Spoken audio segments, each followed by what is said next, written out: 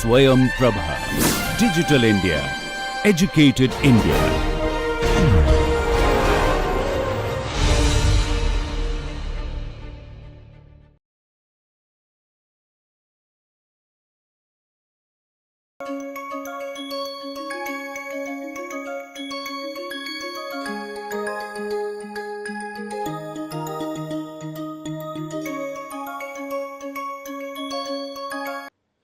So now let's start deep diving into assessing your problem hypothesis, your research design, or your startup concept. We will start with the external assessment first. And remember, there are 4 C's to that. Let's start with the first C, which is assessing the category for problems that may exist in the category, and we'll look at some examples of successes where the category assessment was done well by certain large companies or startups.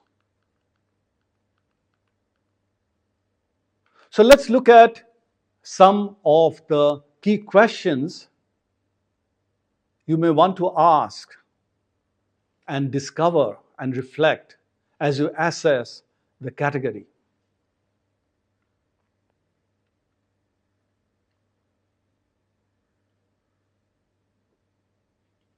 So there are some questions on the screen.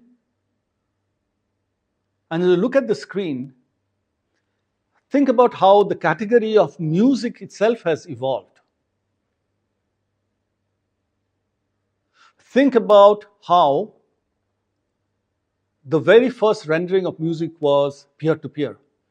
You sang, I listened, or I sang and some of you listened, and this was all in physical presence. And then the radio came in when you could broadcast. Then the records came in, vinyl records. Many of you may not even have seen vinyl records, but the records, large vinyl disc where you could record music, and music could then be spread across.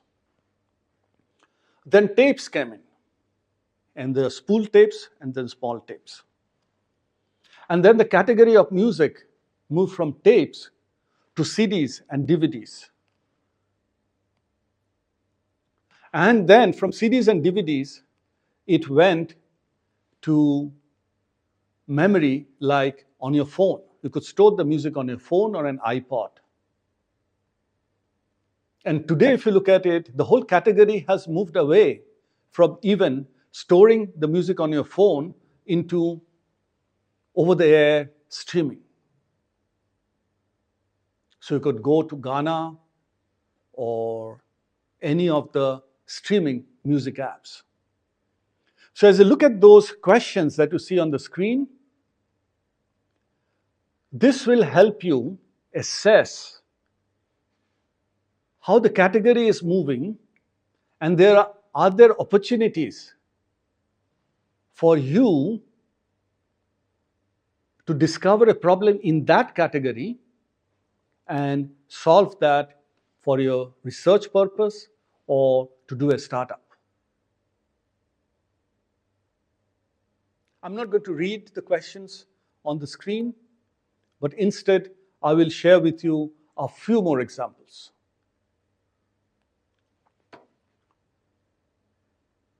So if you look at Tata Nano, a few years back, Mr. Ratan Tata wanted to create a new category of very small cars, which he was hoping would replace a whole family traveling on a scooter or an auto rickshaw in India, which is very common, into a very small car which was affordable and marginally more expensive than a motorcycle. And Tata's launched the Tata Nano with mixed results. But that's a good attempt of a Tata conglomerate trying to move the category from richer, bigger cars into very affordable and very small car. If you look at Apple in US, Apple changed the concept of a phone from only communication to a whole ecosystem. So you could take very good pictures, you could listen to music, you could have a whole app store with millions of applications, and all of those functions you could do in the phone itself. And therefore, the category of a phone went away from being just a communication device into almost an all-in-one device. And think about how much time you and I are spending on the phone today.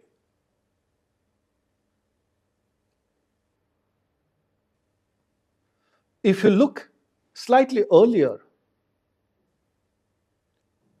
into a product called Walkman, which came out in the 80s, what Sony successfully did was made the music mobile. Before that, you could listen to the music in large record players or large tape recorders, but you could not carry your music with you. But with the Walkman, you could carry your music because it's a small device and you could put a headphone on it and listen to it. So music was suddenly in your pocket.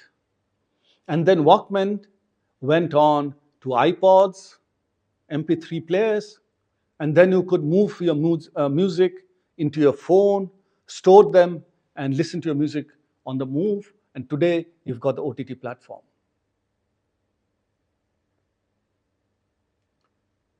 Even in simple things like shoes which are working basically as something to walk on, suddenly became an athletic aid which are used in Olympics and professional sports, because the simple shoe suddenly became a far more sophisticated product and the whole category got upgraded. But think about it. Each of those category movements wanted to address a certain problem, some successfully, some not so successfully. So if you look at Tata Nano, how to move people more safely from a family riding on a motorcycle to family running on a very small, affordable car.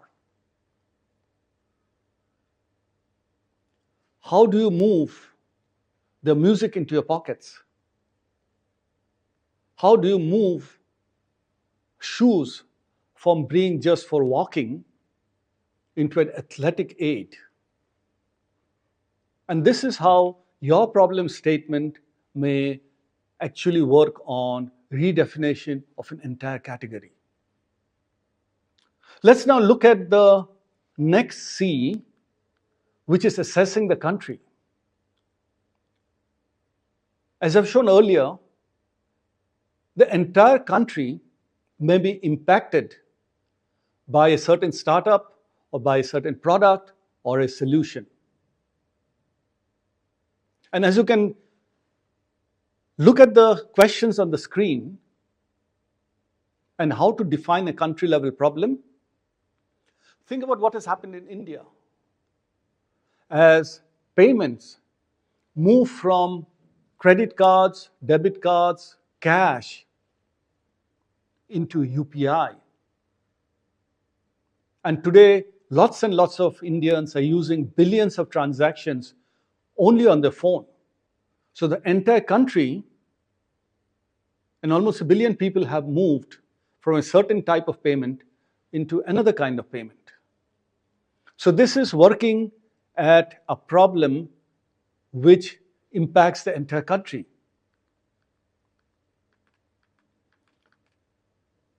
And there are some more problems which you can see on the screen, some more questions that you can ask. But as you think about the problems, let me also talk to you about a few startups and companies which have actually impacted the entire country. In India, we've talked about Jio. Jio started as a telecom provider, but Jio moved on to entertainment. So we've got Jio Cinema. It moved into online commerce. And therefore, suddenly you have got a convergence of hardware, software, which is changing almost the nature of the country simply because of the vast presence of a company like Jio. If you look at other countries, US and increasingly other countries, even India, used to do most of its shopping in small stores, what in US they call mom and pop stores, in India which we call Kirana store. We'd buy our products from a Kirana store. And then the big stores came, Walmart or Costco or Target. In India we have Star Bazaar and Big Bazaar. And then the e-commerce platform came. So you had Amazon, which came out of US. You've got Flipkart, which came out of India. We've got Mantra, Tata Neu, etc., or Nykaa. And these problems, as they get solved, are impacting the entire country. Japan, a company called Toyota, and then other automotive companies started an inventory management system which was just in time, which helped improve the efficiency of how inventory was managed as automobiles were being created. Similarly, in Germany, a company called Bosch impacted the entire automotive component business of that country. And I would encourage each of you to do your own search, your own discovery, and reflect how you can define a problem which impacts an entire country. The next validation point for a problem statement or a research hypothesis or a startup is to assess it from the point of view of the customer. So put some of the questions that you can look at when you're trying to look at the problem from the customer's point of view. But think about how the needs of the customers evolve. And if I go back to a very basic problem, human problem of moving from point A to point B, think about how human beings first used to just walk. If they wanted to go from point A to point B, they would walk. Then they found the horse, and they would ride the horse or a mule. And then when the wheel came up, they invented the chariot or the wheeled cart. And then once the locomotive engine came up, the combustion engine came up, cars came up, then scooters came up, then planes came up, trains came up. And with that, the customer need of moving from point A to B was met, because now A to B would not be just a few kilometers. It could be thousands of kilometers. It could be the other side of the world. And now we have people going out on spacecrafts or hyperloops. So this is how there are dimensions to a fundamental problem which keeps evolving over time. And there are some questions here, and there are a few more pointers which you should reflect as you examine your problem hypothesis or your startup or your research problem design and look at it from a customer point of view. And here are some few cases which you may want to look at. Again, these are big cases, big brands, big companies, so it'll be easy for you to research. So, Flipkart, one of the challenges in India about a decade back was how do we pay for the goods that we have received? Because Indians were not really used to paying to a company, prepay a company for a good that they have not received. We are more used to going to a shop and look at a product, get the product, and pay the money. And companies like Flipkart came up with this concept of cash on delivery. And with the cash on delivery, the whole e-commerce adoption went up. So Flipkart in India, Amazon in US started moving the business from physical stores into online stores.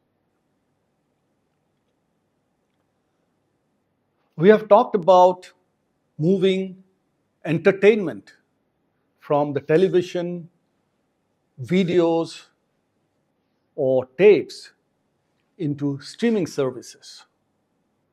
But if you look at Netflix and some of the other OTT platforms, they also use a lot of intelligence to provide you with a steady stream of entertainment options, which is what you like. And this is also true for reels that you watch on Instagram or Facebook or TikTok or any of the Indian local OTT platforms. Because you always get a recommendation for the next watch or the next listen or the next read or the next buy. So recommendation engines. If you look at the fashion category, there are a lot of companies you can research, like Uniqlo or Zara, which have worked on the problem from the customer side, because a lot of customers want the latest fashion or the latest product versus what everybody else is wearing.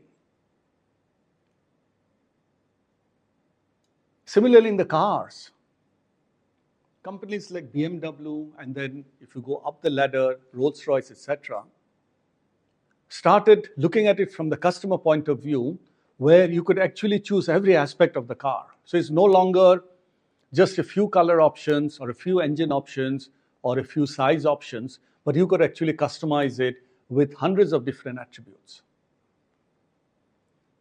And therefore, you have defined a problem from a customer perspective. Let's move on to now looking at problems from a competitive angle.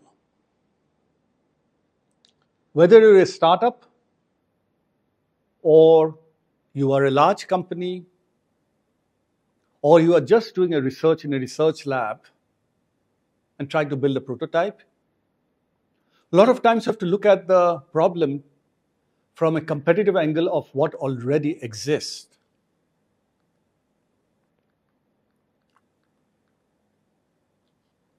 And one of the latest, and then we'll get into more example later on, for those of you who are using Gen AI, which is large language model kind of AIs, ChatGPT, most of you will be familiar with, came about 12 to 18 months back. And soon as ChatGPT came from OpenAI with Microsoft support, Google launched their Gemini, and a lot of other companies came up with other versions of generative AI, large language models in France and China, and there are some coming up in India as well. So when you're working on a problem pull framework for research or startups or even your big company product launches, it's very important that you look at it from a competitive lens. And here are some questions which will help you do that, to look at it from a competitive lens. But let me also give you a few case studies which you should investigate and reflect on.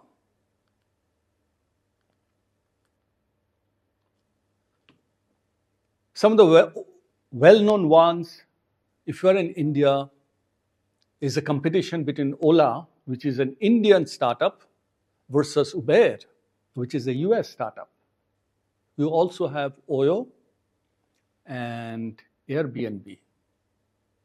And then there are competitive aggregators in different fields. If you look at Google and Microsoft in cloud computing, and those of you who are into gaming,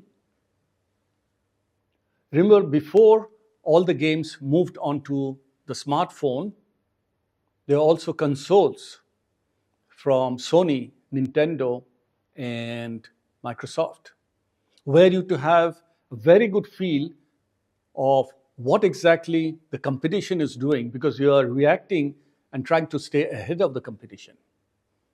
And this is across all domains, including automobiles, such as Audi versus BMW or versus a Mercedes. Or even at the low-tech industries like Coke and Pepsi, and soaps and shampoo from Procter & Gamble and Unilever. So you have to look at the problem from the competitive lens as well. We have now looked at a structured framework to assess problems externally, assuming you have adopted the problem pull methodology for research or starting up or in your own company to launch new products.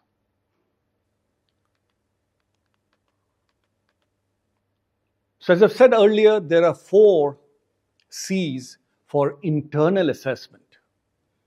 And the first of them is around capability.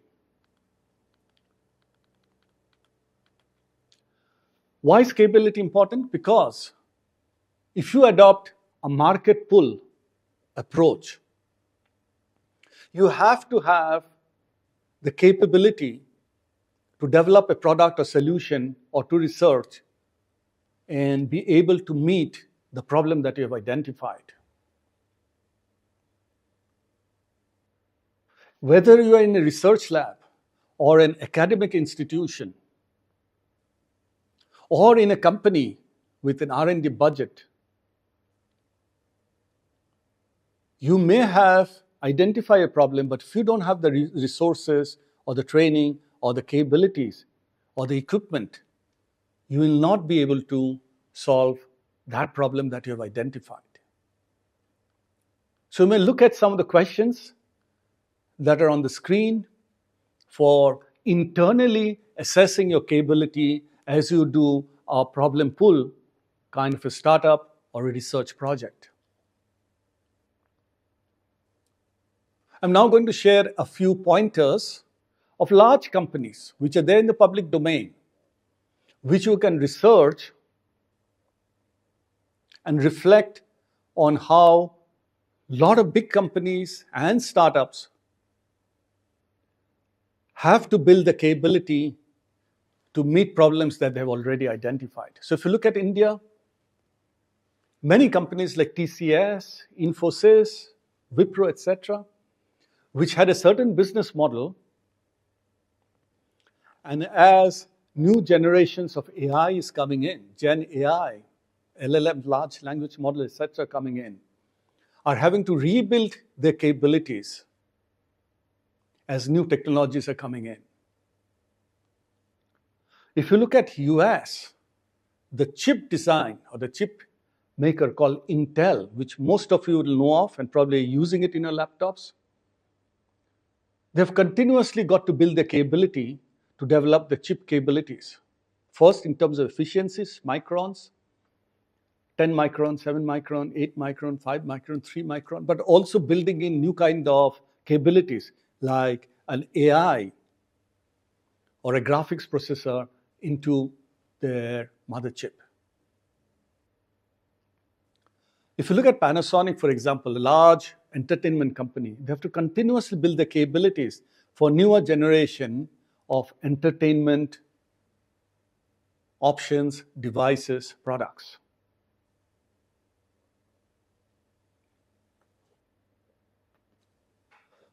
If you look at the cloud companies, or even companies like SAP or Amazon Web Services or IBM Watson. They're also continuously building the capabilities as the problem in the marketplace changes. So kindly research, discover, and reflect on this aspect. Let's look at the next C, which is around collaboration. You can look at some of the questions on the screen, but if you think about it, let's look at what's very top of mind for many of us: electric vehicles and batteries.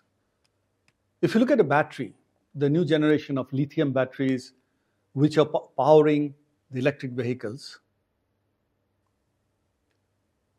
it needs a lot of cable. The lithium battery itself needs a lot of capability. It's mining to be able to extract lithium. It needs metallurgy to process lithium. It needs some chemistry. It needs some physics. It needs electrical engineering, and it needs mechanical engineering, and it needs chemical engineering. So suddenly, the products are not as simple as in the earlier days. And not one company, not one startup, not one research lab, not one researcher, nor even one faculty may have all that it takes to research or develop a new product. So as you do the problem pool methodology and identify a problem, you need to also assess the problem that you have identified from a collaboration point of view as to who all do you want to work with to develop the final research output or the final product. And again, to give you a few pointers, even large companies where you have a lot of public domain knowledge and you can actually go and research themselves, collaboration is happening across. So the most famous would be OpenAI and Microsoft for the ChatGPT. Even in India, companies like TCS are working with startups to identify and build in new capabilities into their existing business model. If you look at the defense sector, Boeing, or our own Indian projects around Tejas, or our submarine plants, or a main battle tank, or a spacecraft, there's not one company, one lab which is doing it all. It is a collaborative effort. If you look at automotive, car manufacturing, Tesla, or some of the Japanese ones like Honda or Toyota, or the German ones, it is a lot of collaboration between companies and labs who have different capabilities. And the finished research or the finished product or the finished prototype needs multiple technologies. If you look at healthcare, again, it needs a collaboration between companies who are making the device, have the health analytics, or have certain parts of technology. So as you do the problem pool and identify a problem hypothesis, it's very important that you also look around for who you can collaborate with to solve that problem. The next C is around assessing your problem for convergence. Because a lot of technologies are converging to create new products. And a lot of research problems need to cover many different technical aspects, engineering aspects, or science aspects. You can look at some of the questions for evaluation. And I'm also putting a few case studies which you can deep dive into.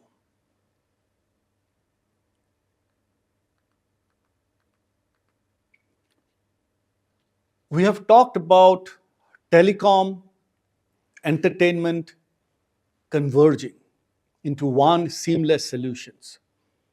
We have talked about the smartphone becoming almost like a switchblade, where you can do many things with one device. We have talked about electric vehicles or electric batteries, where many technologies converge to create the final product.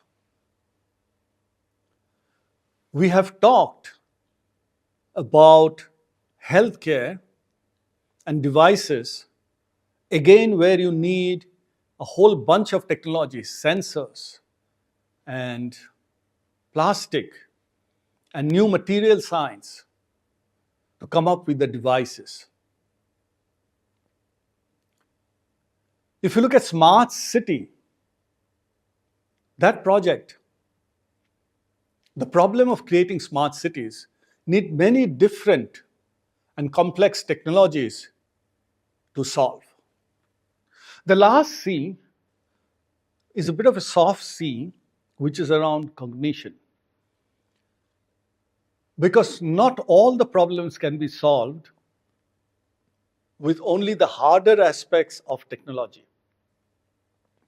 You also need to build internal capabilities within yourself, like empathy, like understanding the customer's problem, and solving it not only from a technology point of view, but also from a behavioral, usage, emotional point of view. Think about it. Lot of times, a technical product like a car or a phone, or even a simple product like a soap or a shampoo, is very difficult to tell them apart. Yet, some have preference for one type and some have preferences for another type. And many of them are not directly technology, but on the human emotions. Internally also, to capture the nuances of human behavior, human needs, you need a team which is probably multifunctional, including members in your team who understand the softer aspects of human behavior. So again, I've put up some questions on the screen which you can look at.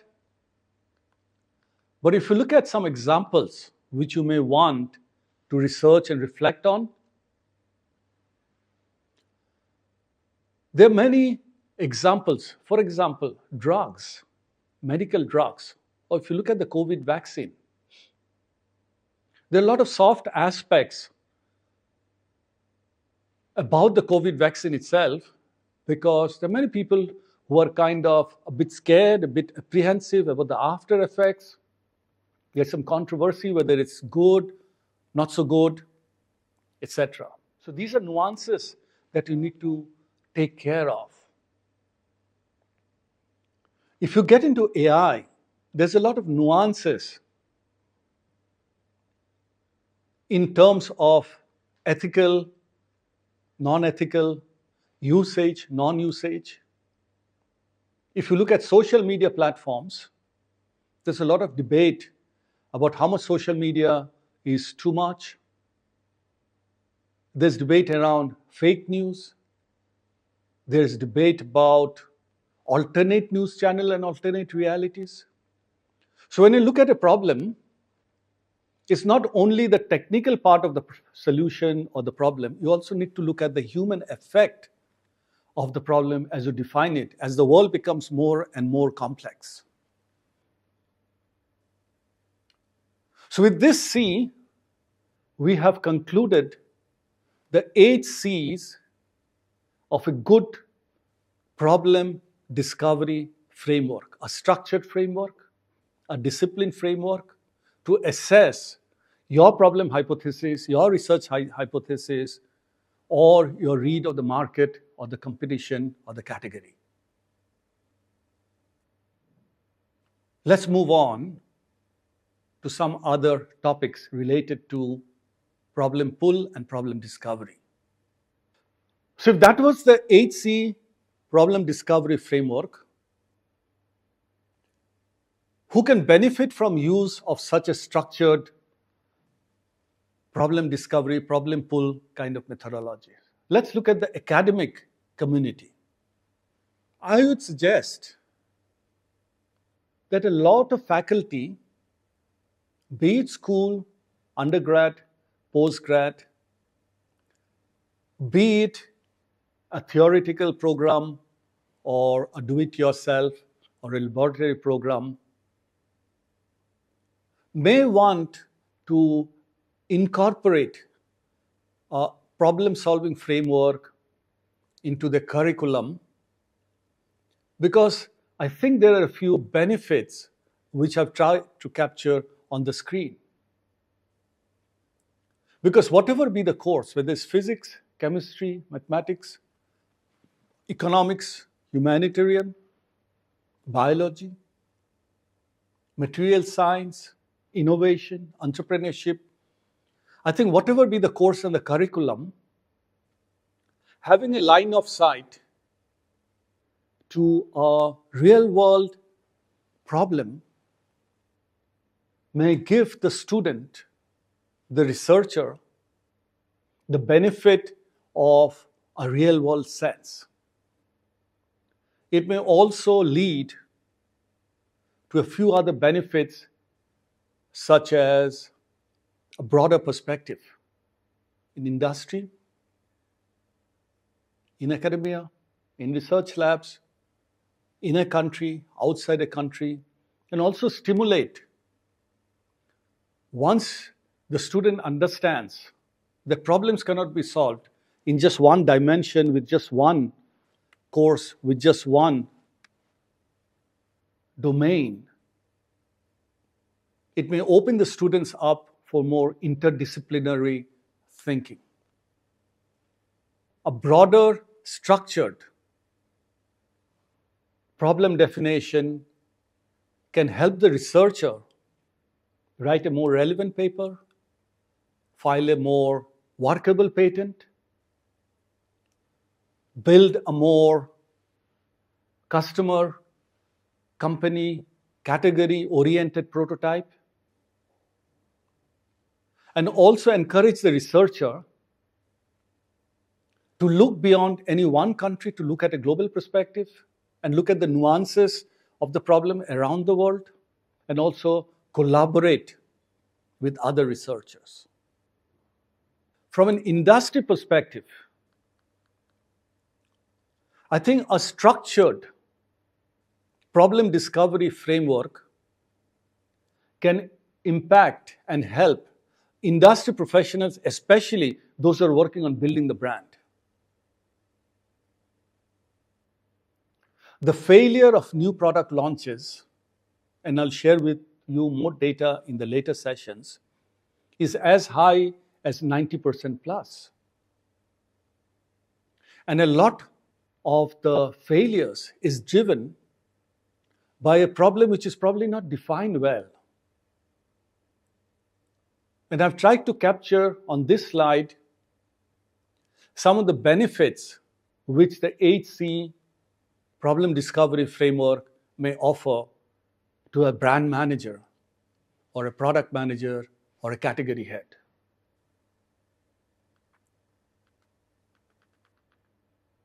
Apart from brand, product, and category heads,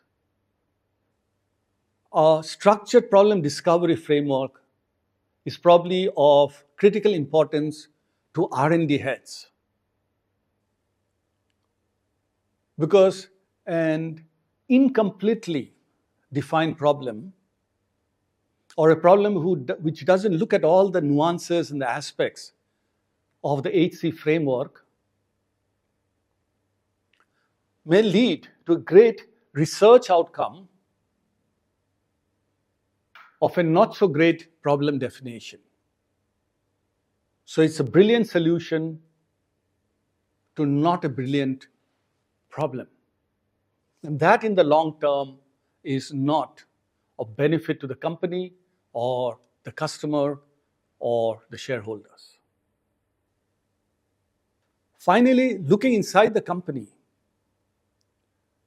I would recommend that even the leadership, be the CEO or the CXO, the head of marketing, head of production, financial head, also have a look at how the company is allocating resources and funding to problems which, when they are solved, have a real world impact, have an impact on the revenues, and are also profitable. So I think this is of merit to the company leadership as well. Finally, for entrepreneurs who are starting to do a new technology venture and create their new company, finding the right problem to solve is an absolute must.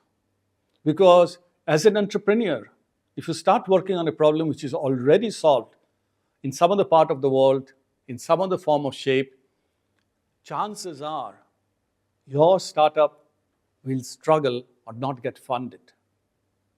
Again, I've tried to capture some of the benefits of this problem discovery, of the problem pull approach for entrepreneurs. So how do we drive adoption of the 8C structured problem discovery framework? I would recommend